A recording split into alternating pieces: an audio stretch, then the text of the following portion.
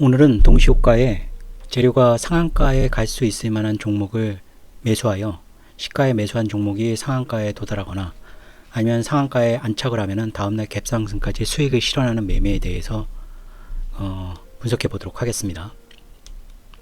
오늘 보시면은 앞타머 사이언스가 시작할 때가 이제 시가 상승이 5.9%에서 시작을 했고 32,500주 정도가 거래가 됐습니다. 이게 8시 40분에 처음에 예측가가 나올 때는 한 2% 정도 상승이 되고 한 5,000주, 6,000주 정도의 거래량이었는데 9시가 가까워지면서 이렇게 늘어났습니다. 그래서 이게 상당히 중요합니다. 처음에 2%, 3%였던 주식이 9시가 가까워지면서 예상 체결가가 그보다 높아지거나 처음 8시 40분에 나왔던 그 처음에 나왔던 예측가보다 높아지거나 거래량도 그보다 상승을 해야 됩니다. 그래야지 이 재료가 어느 정도 시장에 관심이 있다고 볼 수 있습니다. 앞타머 사이언스 같은 종목을 발굴하기 위해선 이런 거는 예측가에 5.9%면 별로 눈이 가질 않죠. 예측가가 이렇게 10% 넘게 VI가 걸리게 상승 출발하면 눈길이 가는데, 그래서 언제나 아침에 루틴은 모든 주식 종목들 그 재료들을 아침에 나온 것들을 쭉 스캔을 해야 됩니다. 6시부터 나온 재료들을 9시 장이 열리기 전까지 상한가 갈 만한 재료가 있는지 모든 것을 다 보셔야 됩니다. 그걸 루틴화 시켜야 되고요. 그래서 괜찮은 종목이 있으면 그 종목이 예상 체결가가 0%나 1%라고 해도 관심을 가지고 지켜보셔야 됩니다. 그럼 어떤 재료가 이렇게 상한가까지 갈 수 있는 재료인지, 일단 앞타머 사이언스는 8시 8분에 재료가 나왔습니다. 당뇨 등 인슐린 관련 미국 그 물질 특허를 등록했다는 거죠. 출원이 아니고 등록입니다. 이런 재료가 좋은 재료입니다. 그러니까 이것은 이 회사가 자의적으로 어떻게 할 수가 없는 거죠. 특허를 출원해서 특허가 등록이 된 거니까, 이 특허 등록을 하는 거는 결국 미국 쪽에 특허청에서 하는 영역이니까 그 주식을 부양하기 위한 인위적인 어떤 재료가 아니고 진짜 실질적인 재료입니다. 이런 재료가 좋은 재료고, 이렇게 시간의 단위가를 보면 어제 단위가에서는 마이너스였죠. 그렇다는 것은 이 재료는 8시 8분에 나온 재료라는 겁니다. 전일에 시간의 상한가에 가서 미리 매수해 놓은 사람들이 오늘 매도하는 그런 압박도 없고, 그렇다면은 이 종목이 최근에 많이 올랐는지를 보셔야 됩니다. 앞타머 사이언스 아까 재료를 이제 보신 거는 말 그대로 물질 미국 특허 등록입니다. 이런 재료가 좋은 재료라고 말씀드렸죠. 인터뷰나 어떤 개별의 기자가 그 종목에 대해서, 특히 바이오 종목에 모물을 개발했다, 항암제를 개발했다, 이런 것은 다 의미가 없습니다. 실제로 어떤 공인적인 공시로 나오는 실제로 등록을 받았다든가 임상이 완료됐다든가 그런 재료가 실제로 좋은 재료입니다. 주가가 그동안 많이 올랐었나 보면은 그렇지가 않습니다. 이 주식은 보면은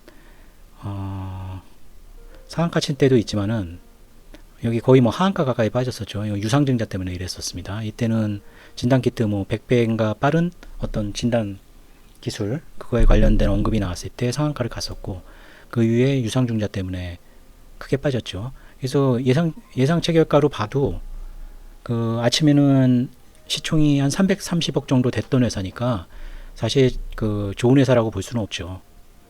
적자 폭도 굉장히 크고, 이런 회사가 사실 가장 이렇게 주가가 무너진 것은 상장 폐지나 이런 리스크가 있기 때문입니다. 하지만 이런 미국 특허를 등록한 기술력이 있다는 것은 상장 폐지된 회사는 아니고 어떤 기술력이 있는 회사구나 인식되기 때문에 이런 재료는 상당히 상한가를 갈 수 있는 재료입니다. 차트로 보시면은 이때가 굉장히 빠른 어떤 진단 기술에 관한 내용이 나와서 상한가 갔던 때고요. 여기서 갭으로 빠진 거는 이제 유상증자 발표가 장전에 발표가 돼가지고 갭으로 많이 빠지고 계속 빠졌었죠. 분위기가 굉장히 안 좋았습니다. 근데 오늘 미국 특허 등록 뉴스가 나오면서 시가가 비교적 낮게 시작해서 상한가로 갔습니다. 보시면은 시가 5.9%로 시작을 했고 거의 시가가 거의 저가였습니다. 이런 종목은 내가 시가에 샀지만은 사실 하락을 할 수도 있는 거잖아요. 그럴 경우에는 이렇게 저가가 한번 찍힌 이 저가를 바로 회복을 하면 이 저가 밑을 다시 뚫으면은 손절한다, 이런 생각으로 하시면 됩니다. 그러면 5.9%로 시작을 했으면 상한가까지는 열려 있기 때문에 뭐 한 22%, 23% 수익이 보장이 되는 것이고, 저가가 2% 정도면은 뭐 세금 다 따져도 손실은 4%, 5% 이내로 손절해 줄 수가 있는 겁니다. 이런 종목을 발굴하는 게 사실 키포인트죠. 주문만 내면은 사실 매매하기는 되게 쉬운 종목입니다. 보시면 두 계좌로 매매를 했는데 이제 천주를 냈는데 이제 마지막 거는 이제 체결이 안 됐죠. 2,055원 막판에 좀 올라가 가지고.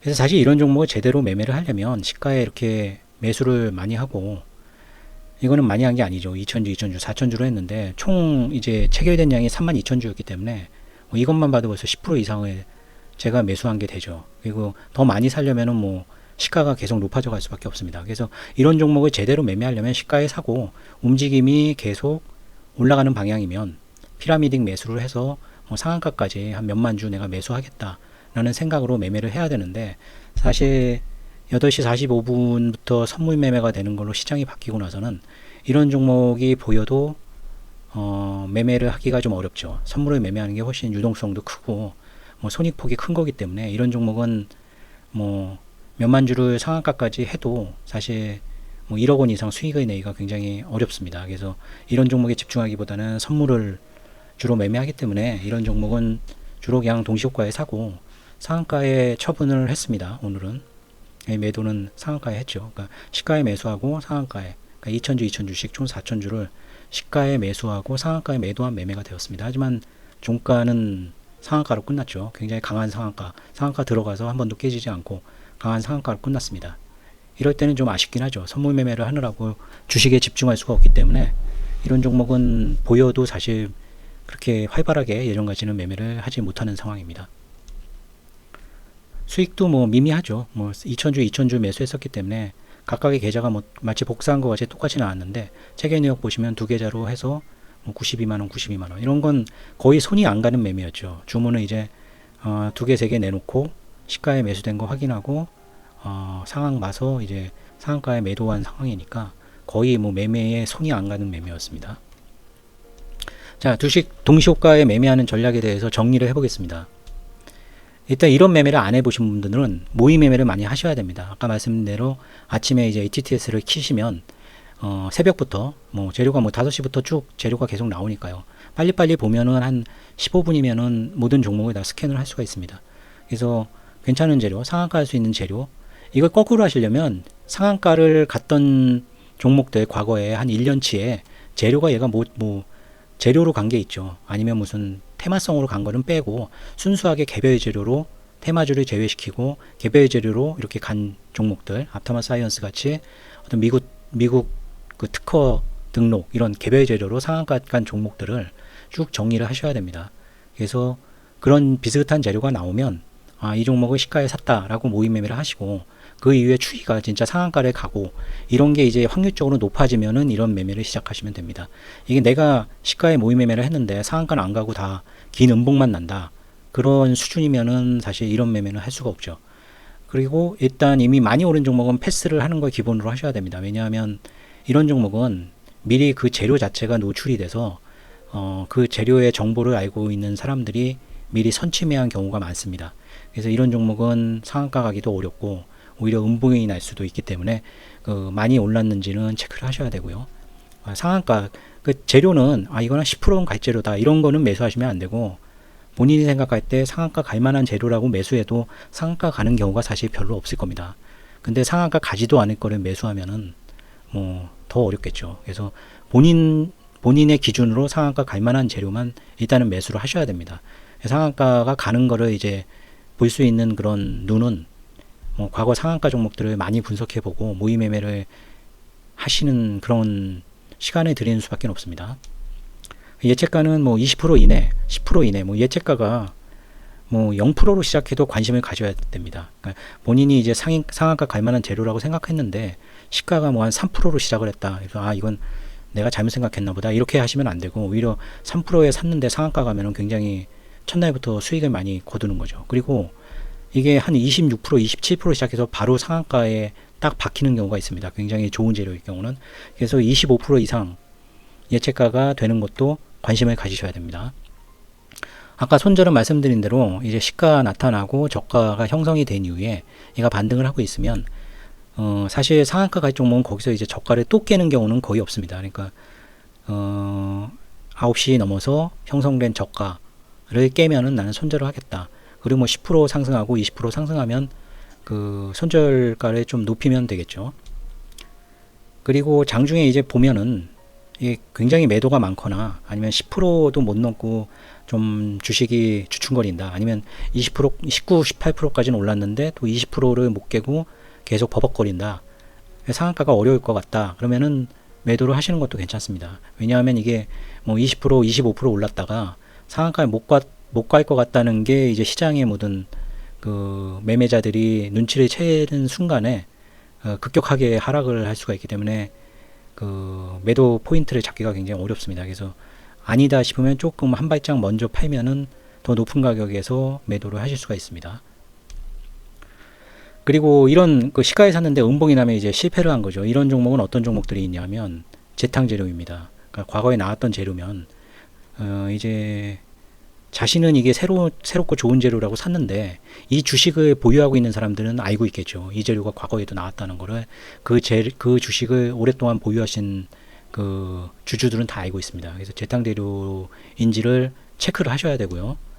그 상 전날에, 그러니까 전날에 시간의 단위가가 상한가다. 이거는 또 조심을 하셔야 됩니다. 재료는 있는데 시간의 단위가가 상한가고 또 시간의 단위가에서 거래가 많이 됐다면 그게 물량이 계속 매도 물량이 계속 나오겠죠. 어제 시간의 단위가 10%에 사신 사람들이 이제 30%까지 계속 매물을 내는 겁니다. 그래서 시간의 단위가가 상한가였던 종목은 거래량보다 최소한 시간의 단위가의 상한가 잔량이 5배 이상인 종목을 고르시는 것을 추천드립니다. 그리고 반복적으로 이제 이런 굉장히 좋은 재료라고 남발하는 기업들이 있습니다. 이런 그 상한가 매매를 하시다 보면 이런 종목을 뭐 한 6개월 정도 하시다 보면 다 이제 눈에 띌 텐데 처음 이제 이런 매매를 해보시는 분들은 이게 잘 모르실 수 있죠. 그런 회사들은 이제 주로 이제 재료가 나온 날 긴 위쪽으로 긴 꼬리가 나왔다가 뭐 거의 시가 근처에서 끝나는 아니면 음봉으로 끝나는 그런 종목들입니다. 이런 회사들은 따로 리스트 작성해서 블랙리스트화 시켜가지고 재료가 아무리 좋게 나와도 그냥 무시하시면 됩니다.